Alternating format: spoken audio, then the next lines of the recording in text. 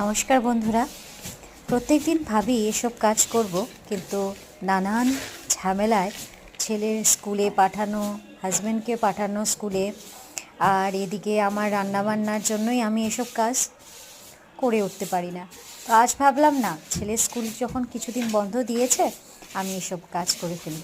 তো আজকে আমার শাশুড়ি মার খাটটা নিচটা সব বের করে, সমস্ত কিছু বের করে পুরো ভালো মতন পরিষ্কার করে গুছিয়ে ফেললাম।